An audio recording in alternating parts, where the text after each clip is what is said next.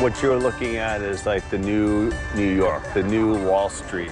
China is charting a course to conquer the world. China is working to create a new world order. While the United States is consumed with political battles. We can't continue to allow China to rape our country, and that's what they're doing.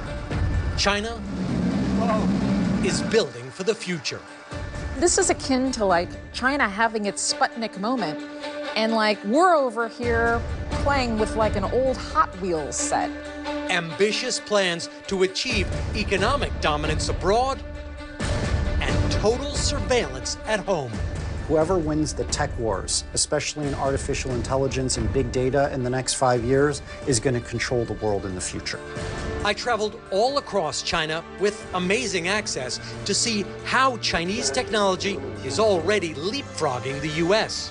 China has become a rival superpower to the United States. And maybe even spying on us in places you'd never expect. It creates a major vulnerability. I'll just leave it at that. I'm Richard Engel. This is On Assignment.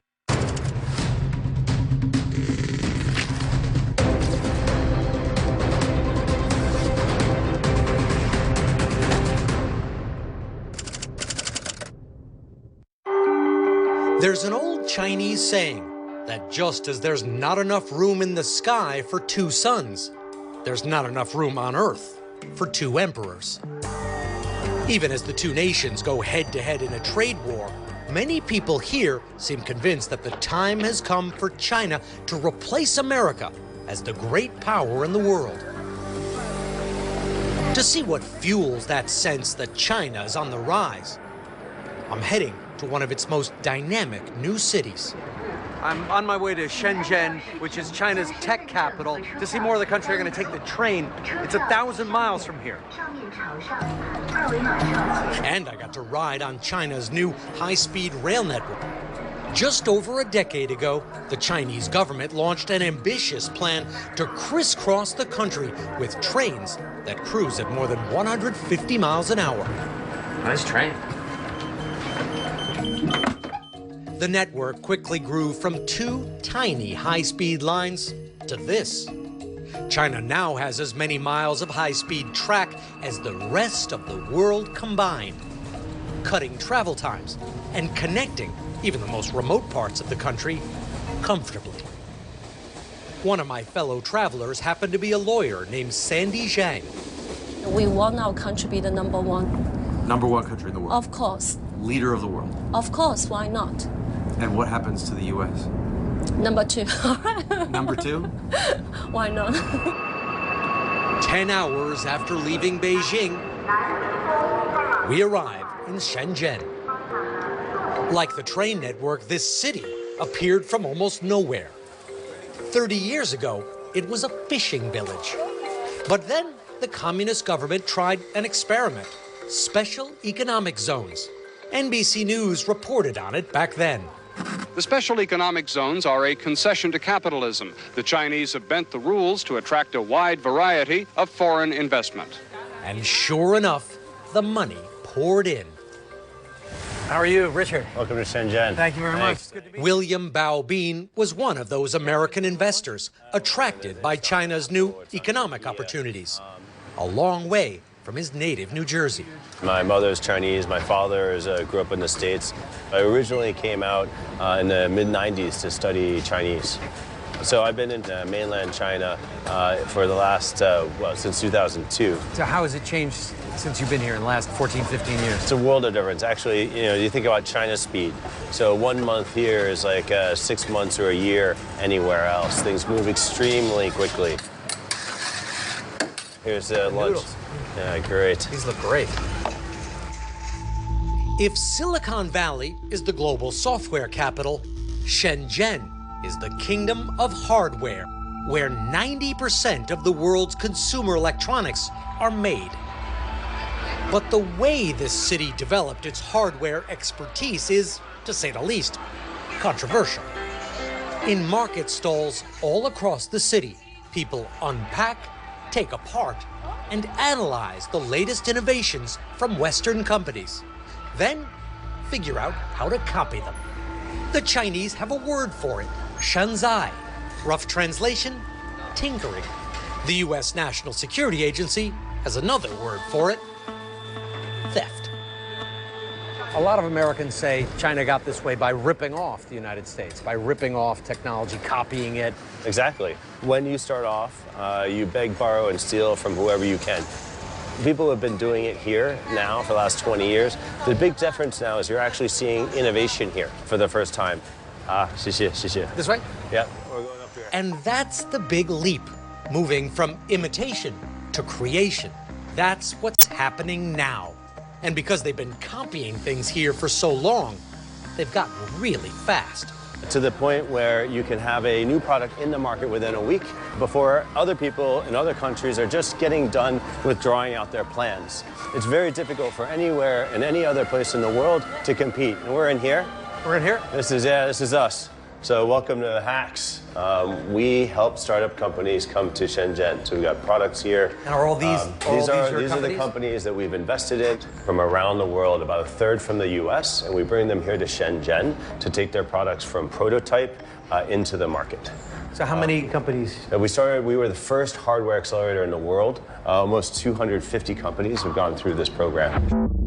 Bao calls his tech incubator HAX. It opened its doors in 2011, giving startups a helping hand. Entrepreneurs come here to work on everything from window cleaning robots to machines that will help your ping pong game. HAX gives them office space, workshops, and business expertise, all for a piece of the company, if it makes it big. We bring engineering talent that they might be missing. We bring capital. We introduce investors. We help them. By the way, this used to be called the American Dream. Yes. Where you would go and you would start a company and you would bring it to market. Yeah. That's called the American Dream. And the American Dream now requires people to be not just in America, but need to, it's global from year one. We started out in San Francisco, actually, but then we realized that we accomplished less 1 year in San Francisco than we did 3 months in Shenzhen. Jason Gui and his team are hoping to become another HAX success story.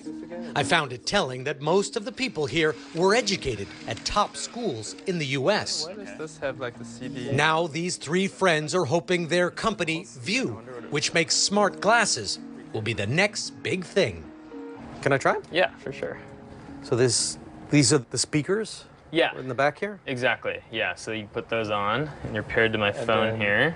So if you tap once on the side. So with 2 fingers, any particular way? Just right there, yeah. What do you hear? Okay, I can hear music. Yeah, so that's bone conduction. You're actually listening to music through your bones.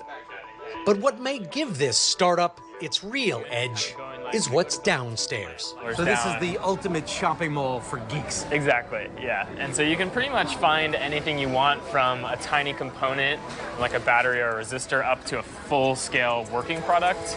HAX sits on top of an Aladdin's cave for tech heads. If you want to build a phone or a coffee maker or a new drone, all the parts are at your fingertips. No waiting time, no ordering delays. So entrepreneurs can build their prototypes faster and start production faster. It's a can-do approach that helped build this city and is now fueling China's entire economy. It's the most competitive market in the world, and that opens up a huge number of opportunities. The culture here among local startups is 9-9-6, so 9 a.m. to 9 p.m., 6 days a week. Though occasionally, even the hardest charging tech pioneer needs a power nap. I think China is adrenaline plus chaos. It never stops. At night, China's high-tech light displays are hard to miss. They're beautiful and mesmerizing, but they also send a message that after decades of shanzai, China's tinkerers now want to take the lead, not just in China, but in the world.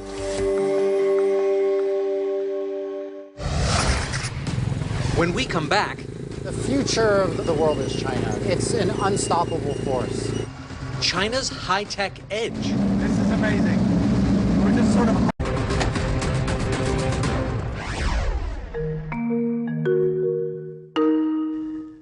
If there's one thing most Americans know about China, it's this: the Great Wall.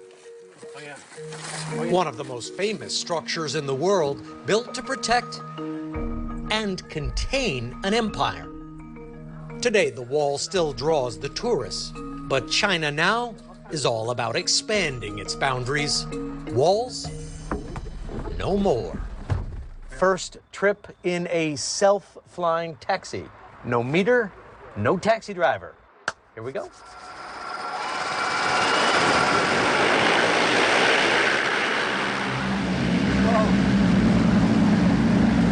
This is amazing. We're just sort of hovering here. It's still a prototype, but eventually this flying robot taxi will have a range of 25 miles, and they're already being tested for use in China. That is a very cool ride. That is a very cool ride. Derek Zhang is the co-founder of the company that made it as the ultimate cure for gridlock. It could go as fast as 130 kilometers per hour. So about 80 miles an hour? Yeah. And there's no traffic? Right, there's no traffic at all. From driverless cars setting speed records to robot hotels. Everywhere you look, you get a sense of China's rise. I think a lot of Americans don't understand China. They still have an outdated vision that China is about poor people who are making cheap products. Sean Rain grew up in New Hampshire, but now runs a successful company in China, advising businesses on how to access the country's growing consumer class. When I first moved to China in the mid-90s, it was very difficult for Chinese to get a job. They were desperate. They wanted to do anything, even work in factories, making Nike Airs, working for 12, 14 hours a day for literally $1 or $2. But now you start to see Chinese consumers don't want to make Nike products anymore. They actually want to buy them. 30 years ago, the majority of people here lived in poverty. That's changing fast.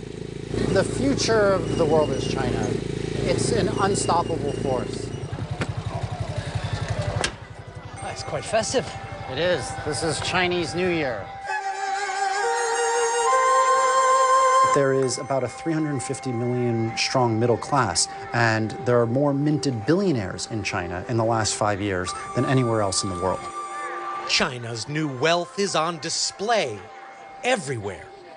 Modesty and proletariat egalitarianism were virtues under communism. They're distant memories now. When you look at this, everyone's out buying, spending, eating. But now you look, you have Haagen-Dazs and KFC. China is going to actually become the largest retail market in the world in 2019, replacing the United States as the biggest market for consumption.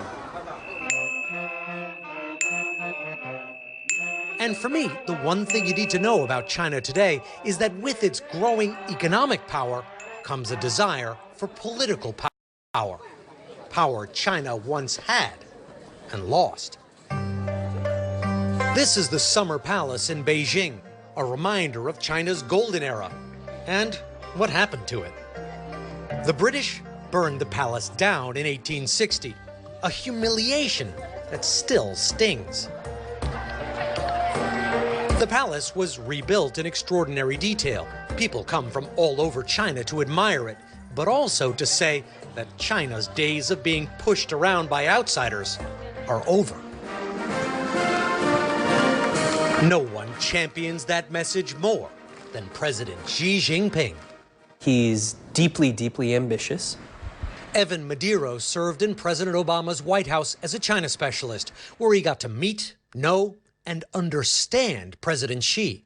He has a sense of urgency that he needs to change China to make it a great power as rapidly as possible. In China's understanding of its history, it's been a global power before.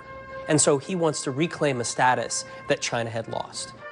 President Xi mixes Chinese nationalism with state-controlled capitalism. The combination allows him to roll out huge projects very quickly. And none is bigger or has more potential to change the world than the so-called Belt and Road Initiative. It's a massive infrastructure project that spans multiple continents. You might call it a Silk Road for the 21st century. The United States clearly needs to keep an eye on the Belt and Road. I think there are geopolitical motivations, there are economic motivations, there may be military motivations. That's entirely legitimate concern out there. The plan is to build and interconnect a network of infrastructure projects in at least 70 countries. New roads, new bridges, new ports. The Belt and Road Initiative aims to create a new global trade network so that once again, all roads will lead to Beijing. And that's not all. Beijing isn't just building the new roads, it's lending its partners in Africa and Asia the money to pay for them. They're racking up huge debts, and that translates into huge influence and leverage for China around the world. You really can't counter Belt and Road. America doesn't have the resources, and there's so many countries, well over 60 countries in the world, that are now members of Belt and Road simply because they're interested in getting access to Belt and Road money to build infrastructure. And as with just about everything in China these days, high tech plays a big role as well. This is an artificial island. China built it a few years ago, connected to the mainland by a 20-mile bridge, itself a marvel of engineering. The island is home to the busiest deep-water port in the world. But when you come here, there's something a little eerie about the place. There's nobody home. There's nobody here. One of the few humans around is the operations director, Jack Liu. These automatic cranes are dropping off containers onto driverless cars. Yes. I mean, those little blue trucks. Yeah, so this truck also no driver cabin, just the platform. The facility exports around $200 billion worth of goods every month. Virtually all of the work done by robots. Fully automatic also. That's amazing. And it is amazing. This is how big and how ambitious China's plans are. This is the busiest port in the world, and they spent billions on automation. You don't do that. You don't spend all that money. You don't build one of the longest bridges in the world unless you plan on being in business for the long haul. China wants to dominate it all, from robotic heavy machinery to consumer technology. Like this weird little gadget. What's with this? This is actually one of our products. It's called Hover Camera Passport. Yeah, it's been following me around. I know. So it's like your personal photographer. It's a flying selfie camera. Its inventor is this guy, Meng-Cho Wang, who everybody calls MQ. He says the difference in his drone isn't in what it does, but how. We're pushing the frontier of embedded artificial intelligence. Artificial intelligence, AI for short, simply means machines that can learn for themselves. We're building drones that can think and act almost like a human. Until recently, even a powerful computer could only do what you told it to do, what it was programmed to do. AI changes that.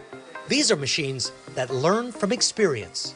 I'm gonna press start, and please turn your This drone looks around and tries to find a face it knows. Okay, one that's done. So that's face recognition. Okay. Yes, okay. So now I'm gonna release it. Then it follows it. So I move over here, follows me, I go over here. And after that, without anyone telling it where to go. How does it know how high to go? I mean, if I put... It flies itself. And follows its owner around like a pet. Follows me. While much of the groundbreaking research for artificial intelligence was done in the US and Europe, when it comes to putting AI into products, China is way ahead. In the area of technology application, I think we're actually leading the world. Let's take a selfie together, all right? So I give it a V sign. China is investing billions in AI. 3, 2, 1, smile. So MQ has got plenty to be smiling about.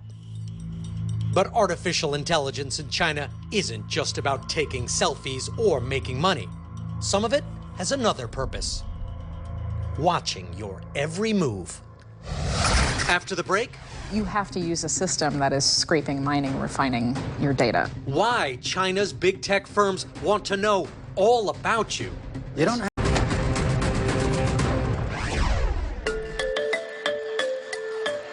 We probably all have friends who seem surgically attached to their smartphones. Maybe you feel that way about yourself. But here in China, just about everyone is. And there's really not much choice. If you don't have your phone, it's almost impossible to live here right now. Business consultant Sean Rain says the mobile phone has become essential for living in China. You can't buy anything, you can't go anywhere, you can't book anything. You really have to be using your mobile phone on a really minute-by-minute basis. Could I have one soup? And that new technology is everywhere. So even here in the street market, you pay for your dumpling soup and your fried roll with your phone. You just scan the barcode, and you're done.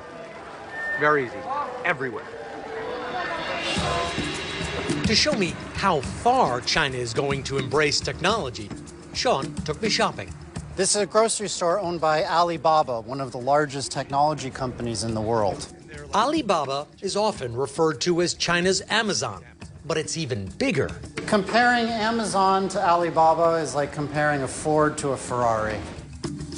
And even though its growth slowed a bit after President Trump's trade tariffs, Alibaba is still a commercial powerhouse.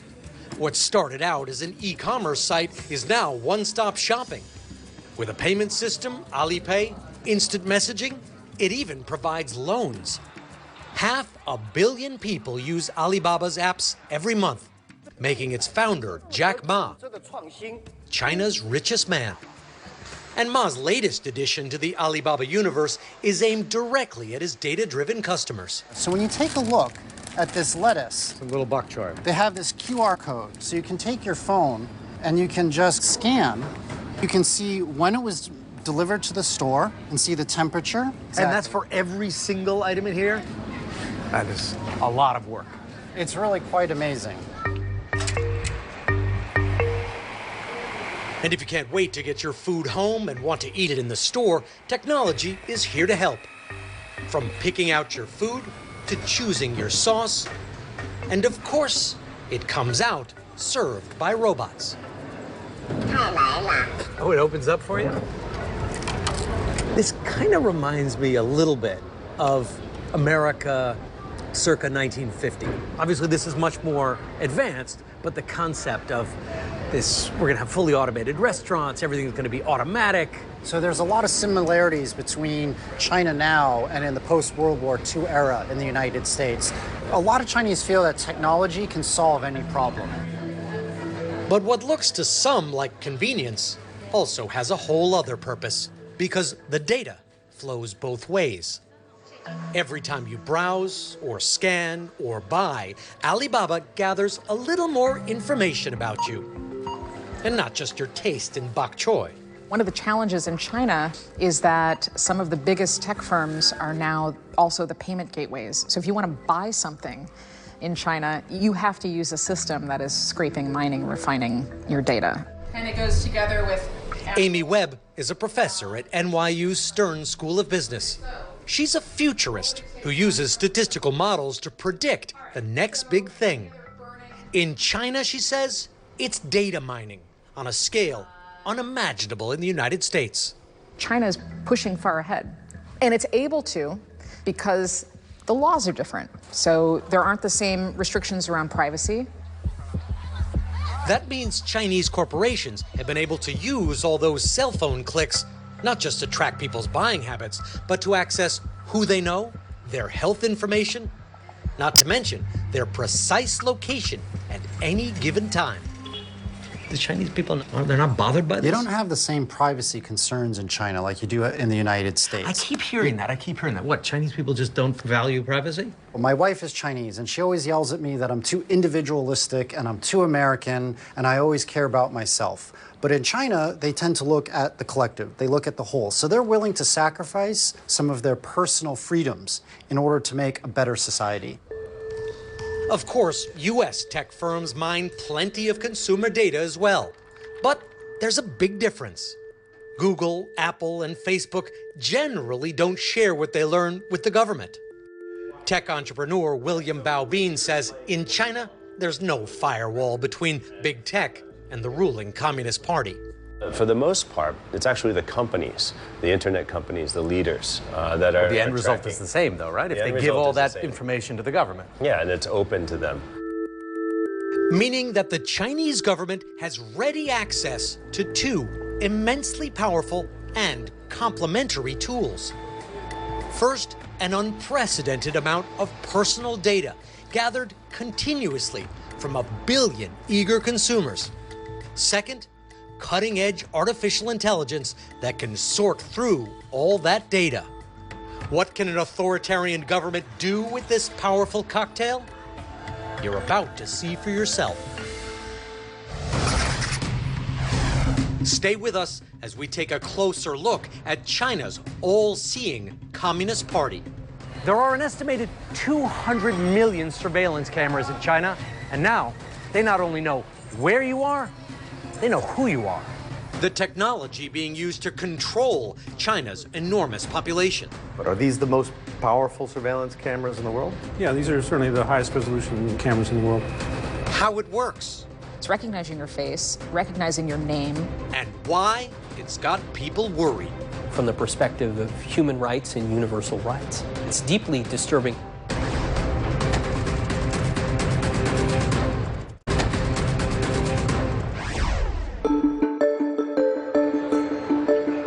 I've been coming to China for years, and with each trip, I'm astonished at how quickly it's changing.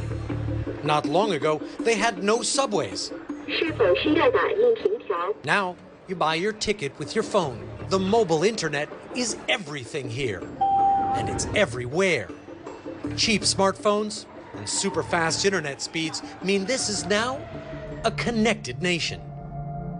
But there is also a dark side to all this technology. While it makes it easy for people to navigate their way through China's sprawling megacities, this is also a country where no one is ever out of sight. There are an estimated 200 million surveillance cameras in China, and now they not only know where you are, they know who you are. In China, big data and artificial intelligence have come together, and their offspring isn't pretty. In fact, the union of technology and data collection can be terrifying. The artificial intelligence systems behind China's ubiquitous cameras are able to recognize different faces. And unlike traditional computers that get overwhelmed with huge amounts of data, AI systems get better and smarter the more information you feed them.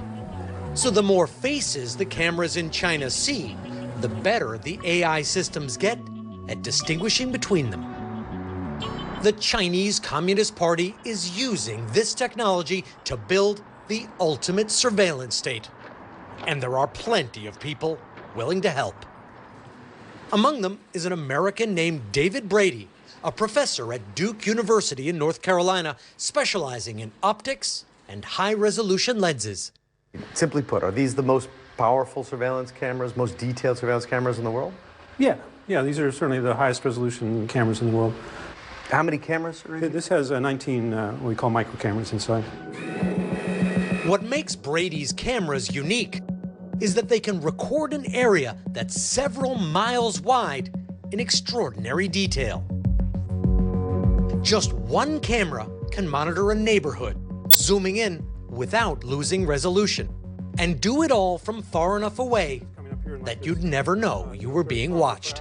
As you zoom in, it switches to higher resolution cameras. Brady started his research with a grant from the US government, but brought his skills to Shanghai in 2016. You name any camera company, GoPro or any of the cell phone companies, the cameras are manufactured in China. And so we had to come here to do the manufacturing. It's just not that easy to create a hardware company in the United States. But this is also where David Brady's customers are. He sells to the local Chinese police force and government. Do you have any qualms about that? Giving China more tools to monitor its population? I don't, no. There's cameras everywhere in the world. I certainly understand that there are things that are regrettable that every government does, but I don't think people stay up late at night worrying about what cameras are seeing. But if they did, they'd have plenty to worry about. Keeping tabs on China's population is now a multi-billion-dollar industry. Cameras tracking people's every move around the clock.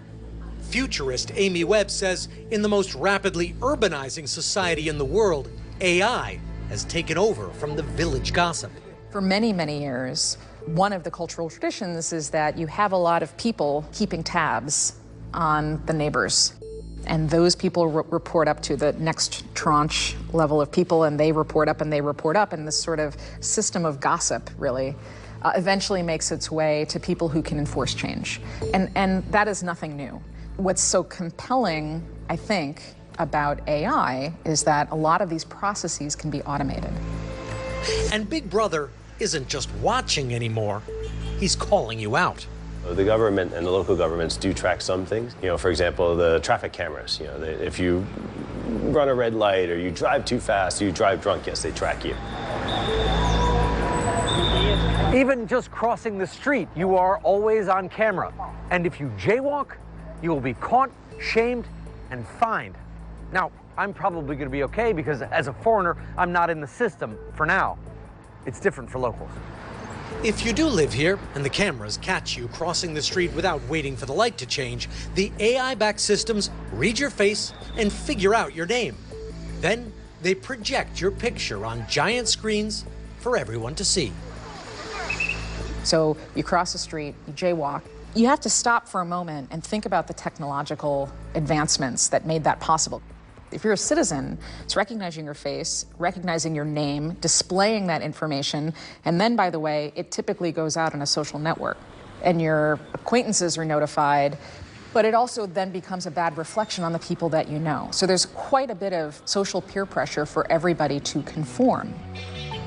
And remember, it's not just your face in the system. Thanks to data mining, the government knows all about you. And that's when it gets really scary. Because the government is using all the information it has to rank people by their perceived reliability and loyalty. China is rolling out a program already in place in some cities to assign citizens with what's ominously called a social credit score.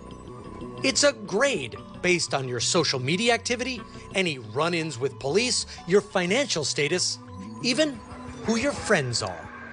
And it's shared with everyone from your bank manager to your boss.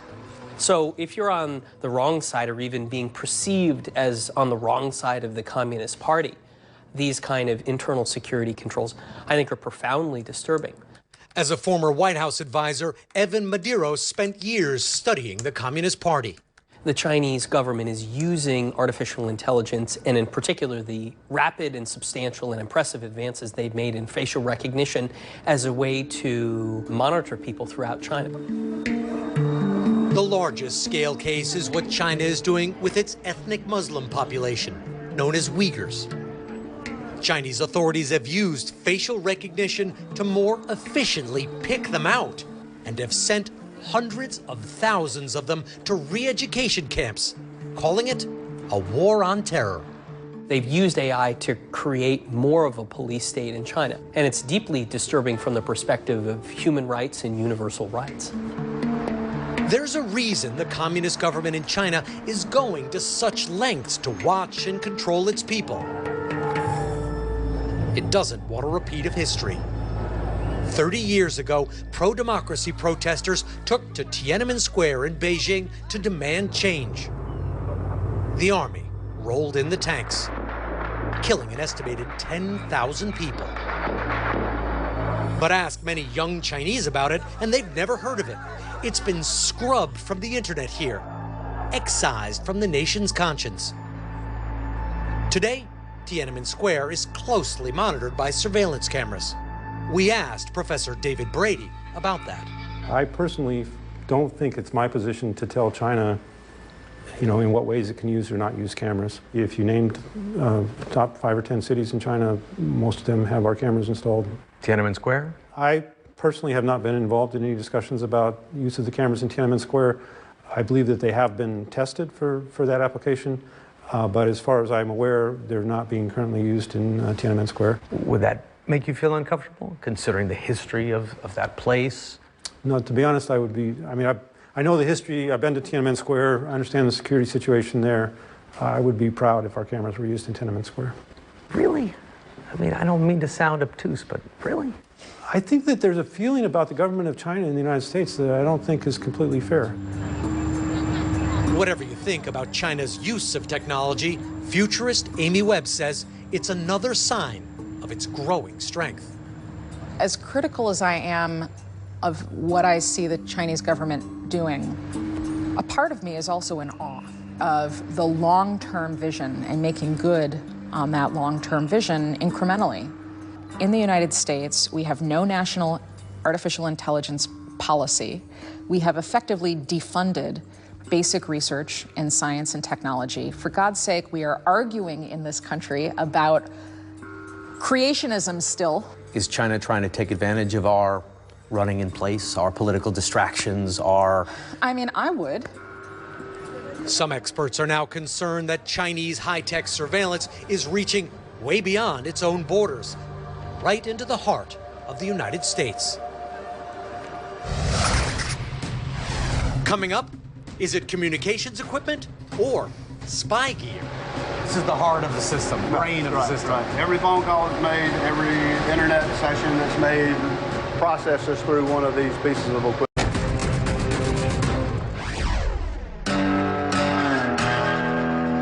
It is 8 o'clock already, and it's 38 degrees. I'm on my way to one of the more remote parts of the United States, and probably the last place you'd expect to find Chinese technology. This is Dixie Country. We are a long way from Shanghai. Pine Belt, this is Kimberly. How can I help you? Pine Belt Telecoms is not a tech giant by any stretch of the imagination. Set up after World War II to connect rural customers not served by the big providers. Its headquarters are in Arlington, Alabama. Population 456. Doesn't get much more rural than this. It's pretty rural. We're in the sticks. Yeah, definitely so. If you need me to provide... Around these parts, if you want to find out about the phone business, John Nettles, president of Pine Belt Telecoms, is the man to talk to. How dependent are people here on their cell phones, on their communication devices? As dependent as anybody anywhere is, if not even more so. It's the connection to the world. Pine Belt serves a community of around 100,000, providing landlines, cell phones, and internet. This is our main core. These things on the bottom here are doing the bulk of the work. Pretty much, yep. This is the heart of the system, brain of the system. Right. Every phone call that's made, every internet session that's made, processes through one of these pieces of equipment. Equipment made by a Chinese company called ZTE. And these are all ZTE systems? Right, ZTE, yep. So for this area, all your customer base, effectively everything that they use, their phone, data, internet, comes through this room. That's correct. And that's a problem. Stocks falling sharply again on more trade tensions with China. A Chinese corporate executive arrested in Canada. A massive blow to ZTE, banning it from buying any technology or components from U.S. companies. ZTE and its rival Huawei are enormous telecoms firms. They make vital hardware that connects cell phone calls and provides access to the internet. U.S. intelligence analysts worry that Huawei and ZTE communications devices installed all over the world can be accessed remotely by the Chinese government. In other words, the kind of data mining and AI spying we've seen in China could also be happening in rural Alabama. The Chinese have laws within their own country that require companies to respond to the government's call for data. Michael Collins is a leading China analyst for the CIA. The companies that are beholden to the Communist Party of China are far more beholden to government's orders or requests. They're not requests in China. Right. President Trump has signed an executive order declaring a national emergency banning U.S. companies from using Chinese telecoms equipment. And while President Trump's order didn't name any particular company, ZTE and Huawei are widely understood to be the target. Huawei is something that's very dangerous. You look at what they've done from a security standpoint, from a military standpoint, it's very dangerous. The U.S. is now so concerned about communications equipment being used for spying, it classified China as a foreign adversary. ZTE didn't respond to our request for an interview, but Tim Watkins, Huawei's European vice president, did. He denied his company spies for China and says the U.S. government is stoking fear. They're using this issue of security as one of the main barriers, if you like, to put up to prevent Huawei becoming a real success in America. So you're saying they're accusing Huawei of being a piece of the security state in China as an excuse to knock it off the market? Well, that's right, but we're a private company. We're not associated with the Chinese government. These companies want their international reputation to be legitimate, that they don't want to be seen under the thumb of the Communist Party of China. Collins is still concerned, mainly because of what ZTE and Huawei plan to do next. Their ambition is to dominate 5G, the next generation of super-fast mobile communications. It will be the backbone of the next global telecommunication network. The CIA and other Western intelligence services are so troubled by the prospect of China controlling 5G, they're uncomfortable even talking about it. It creates a major vulnerability. I'll just leave it at that. Back in Arlington, Alabama, the whole controversy seems very far away. Here, everything stops for lunch. Fried chicken. That looks like ribs. Which means a trip to John's mother's house. I'm the youngest of 5 kids. We all grew up here. So yeah, we got pretty deep roots here. Deep roots which tie John to his local community. He knows his customers. Good play, Avery. Many of them are his friends. I feel like it's pretty tight. We're neighbors, depend on each other, so.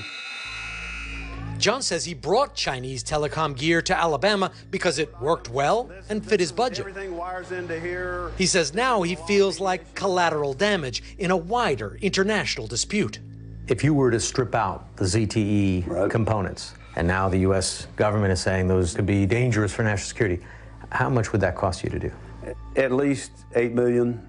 More than likely, at the end of the day, probably closer to 10. Do you have that kind of money? We don't. We sure don't. Across America, it's estimated there are as many as 150 small telecoms companies just like John's that have installed Chinese equipment. Intelligence agencies believe the hardware used to spy on Americans is already here. Do you think that the Chinese government is using the equipment that you have here in your company to spy on Americans? No, I don't. I'm certainly not seen any evidence of it. Never been told that that was happening. Do you think that China would be interested in the data that you have, that your servers are collecting about internet use, phone use in this community? That's pretty unlikely. I doubt it. I mean, where are they going? They're going to spy on the pine trees and the cows? Probably not. Maybe he's right, or maybe the CIA is. Either way, back on the other side of the world, a nation that believes there's only room in the sky for one sun seems determined to continue its spectacular rise and take what it sees as its rightful place in the world, on top. China's on a really fast upward trajectory. And it is big and bold and brash. Every 3.5 days, there's a new billion-dollar company being created here. So right now, we're at the center of the new global economy. Yes. What you're looking at is like the new New York, the new Wall Street. As a New Yorker, I'm going to remember that line. This is the new Manhattan. This is the new New York skyline. That's all for this edition of On Assignment. We'll see you again next time. I'm Richard Engel, and from all of us at NBC News, good night.